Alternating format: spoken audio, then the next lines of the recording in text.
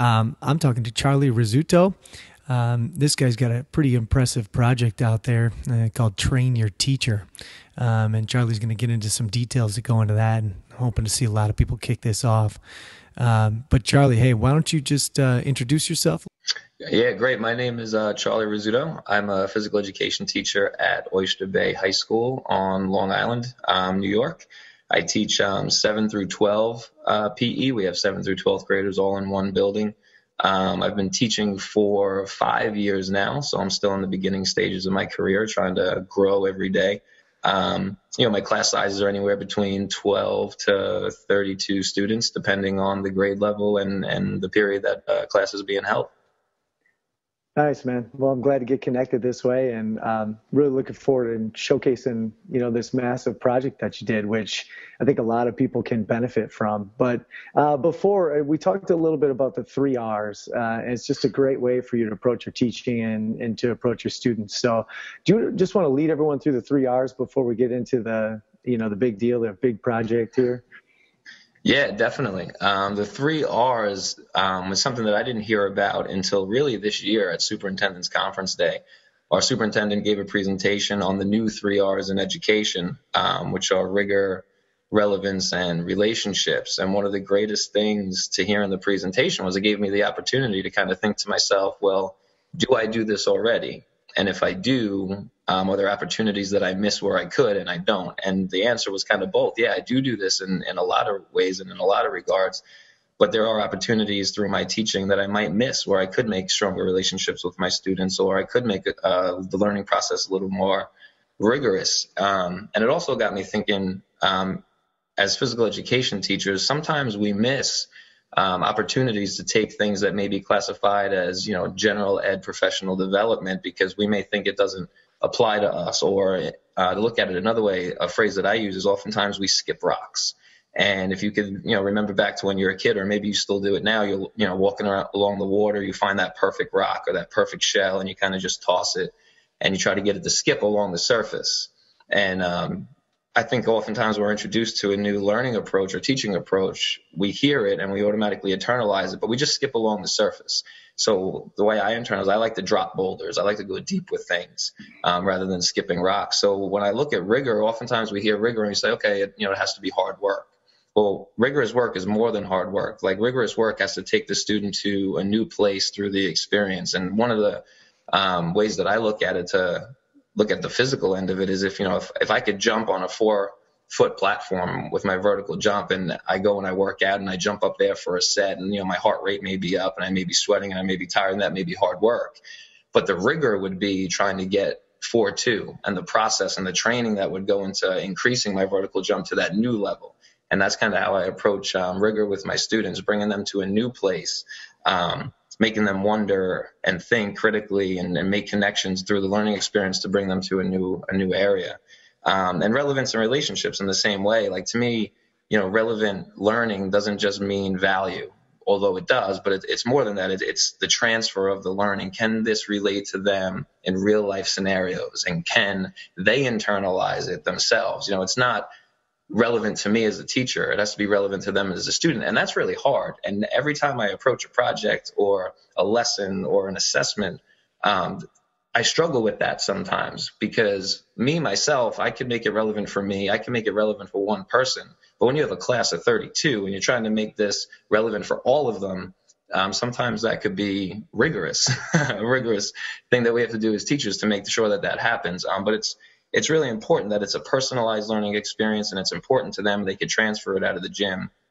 And this idea of relationships, to me, is more than mere likability. Students liking us is great. And Rita Pearson has a great quote in her TED Talk. Kids don't learn from people they don't like. And I completely agree with that. But I feel like in our discipline specifically, it has to be more than that, because there's a dynamic of physical education being fun. And I kind of use this term of supervising glorified recess. And if our kids like us because that's what we do, it doesn't enhance the learning process. Like, our kids have to like us because we're fun, but also because they know that we genuinely care for them and their learning experience and their learning process, and even outside of that. there's mutual respect between students and the teacher, and the students understand that they're valued in your classroom and through the learning process. And there's a shared struggle there. If I'm going to ask you to work hard as a student, that student should recognize that you're working hard as a teacher. And that will kind of enhance them or push them a little bit further when you do challenge them to meet you with the challenge and to work through the challenge with you.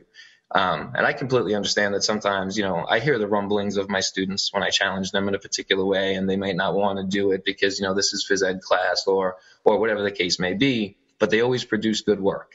And I feel like they do that because they understand that I'm in this with them. And that's a much stronger relationship than them simply or merely liking me because we have fun with Mr. Rizzuto in phys ed class. Nice, man. Dropping boulders on the Phys Ed podcast. Unbelievable with the 3 R's. Love it. Love it. So a great approach to your teaching. And, as PE teachers, we're always looking for ways to connect. And, like you say, build those relationships, build that relevance and rigor. And, what a great project that you came up with, training your teacher. And we're always teaching our kids to be fit, for the rest of their lives. And, you being 7 to 12, you're really setting them up well with this project. So just want to give us some details into the Train Your Teacher project. Yeah, absolutely. So I kind of came up with this idea for the Train Your Teacher project even before I had heard of the 3 R's. And it was one of the things that I do that when I heard about the 3 R's, I had to think about to say, well, is this one of the things that fit? And it fit perfectly. It was seamless. And that's kind of why I wrote about it and kind of tried to share it. But so essentially what I wanted to do with the project was I wanted the students to do a performance-based assessment, but kind of in the cognitive domain where they were showing what they learned and how they can apply the concepts that they learned. So we started out by learning about the sport fit model, the difference between type 1 and type 2 muscle fibers, and a lot of different fitness concepts. And then we learned a lot about, exercise equipment that they may have not been introduced to before. Battle ropes, medicine balls, slide boards, kettlebells, resistance bands, parachutes, and all these different things that some of them had used, but none of my students had used all of them. And we learned about the different ways that you could train, the different benefits of each piece of equipment. And then what I did was I went around to the school and I asked some teachers if they wanted to take part in this project. And this is really where the relationship end of it comes in, and you're building strong relationships, not only in your class, but throughout your building. And that's one of the things that I really love about this project. So essentially, I asked the teachers if they'd be up to donate 2 off periods in the next 2 to 3 weeks, depending on the size of my class and how much time I felt that we needed to complete the project. The first class, they would come in and they'd be teamed up with a student and they'd get interviewed on their fitness goals and where they may be fitness-wise. And then the next time they came back, 2, 3 weeks later, again, whatever the case may be, that student would train them and take them through a program that they designed specifically for them. So in terms of the students, after we learn all of these things, we come together as a class and we design the interview. And during the interview, we came up with questions, are you currently on a workout regimen? Describe your current lifestyle. Do you have any injuries? Are there particular instances where you feel short of breath or tired? And we came up with about 8 to 10 different questions that we felt would provide us valuable information to build a program. And then we asked the teacher if there was anything else that they wanted to add. And I gave the students, and I encouraged the students, really, it was a formative assessment piece in this regard for me, to build off those questions. So as a class, we came up with questions. It was kind of a group piece to the project. But individual with your teacher, based on the answers they give you, expand off that answer and ask a follow-up question specific for your teacher. So after we gathered all of this information, then we took about 2 to 3 classes.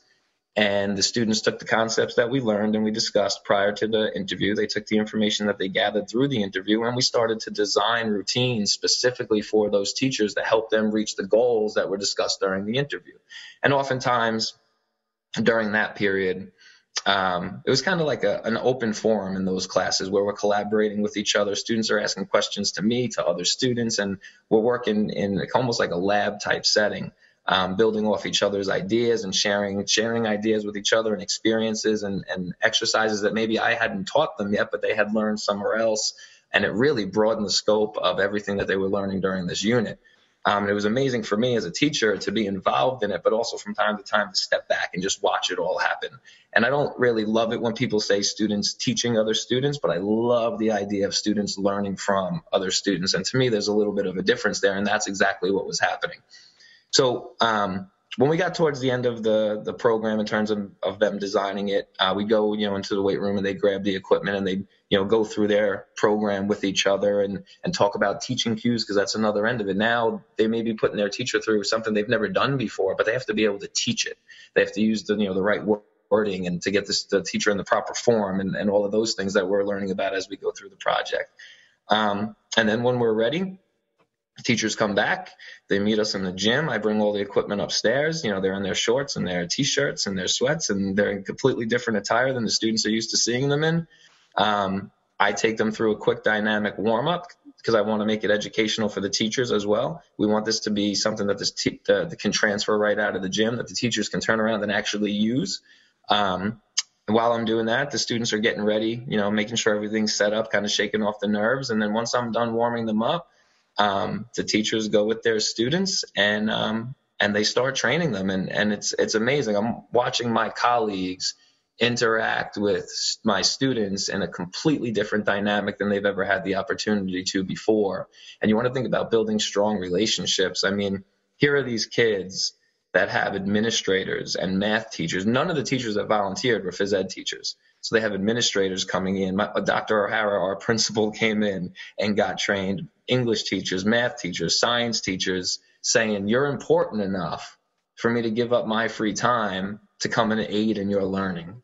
And that's a powerful thing for students to experience. I mean, just very impressive, how you bring the whole school together like that. And I know not at one point in time did you think, well, I'm just doing this for my program and to advocate for my program. I mean, it was all about the kids and the kids learning. But as I was hearing you say it and just talk about it, like, what great advocacy for what your kids have learned and their chance and their ability to showcase that. And I'm sure that those teachers were blown away at how much those kids knew and how much they learned in phys ed, with you and, like you said, with their other students. So just very, very cool, all-encompassing project and a great way to showcase all the learning that can occur, when you're talking about fitness and training plans and all that stuff. So great. Just quickly, if you can, I know sometimes it might not work out where every teacher might come down. So could you give us just a couple of different modifications just in case there's a teacher out there that wants to try this and maybe they struggle getting every teacher involved or enough teachers. So if you got a couple of different backup plans that you could share quickly. Yeah, absolutely. Before I implemented the project, this was something I had to think about just in case it didn't work and I wasn't able to match students up with teachers on a one-to-one basis.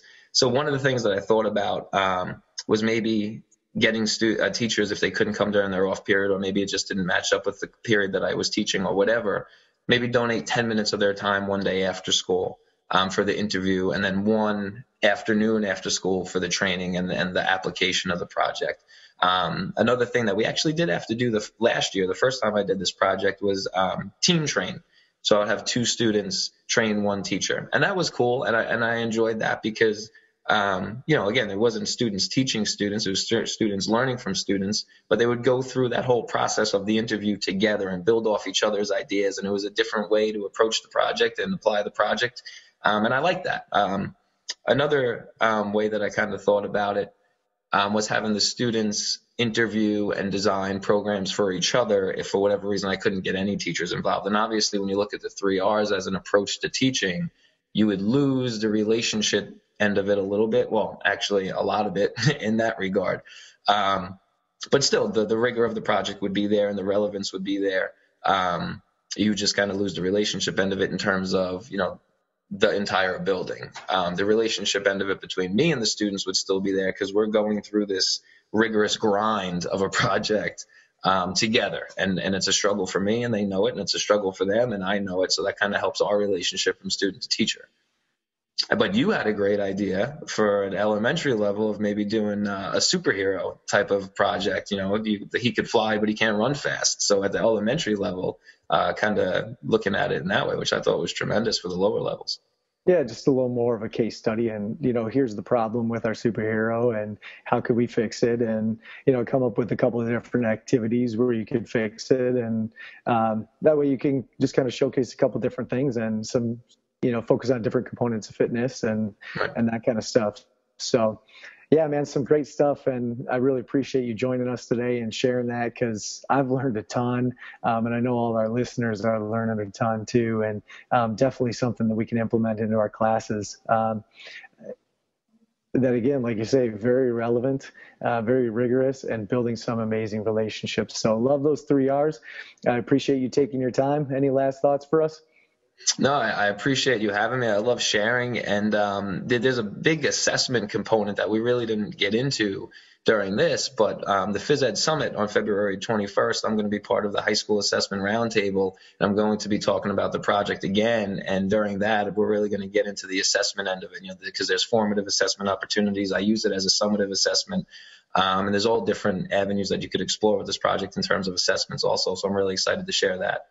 Nice. We're excited to have you for the Phys Ed Summit on February 21st. Look for that conference schedule coming out soon. So thank you for your time. We really appreciate it. And for the Phys Ed podcast, signing off, Matt Pomeroy. Wow, I hope you were sitting down for that one, folks. Mr. Rizzuto just dropping boulders of knowledge on us. Just awesome work.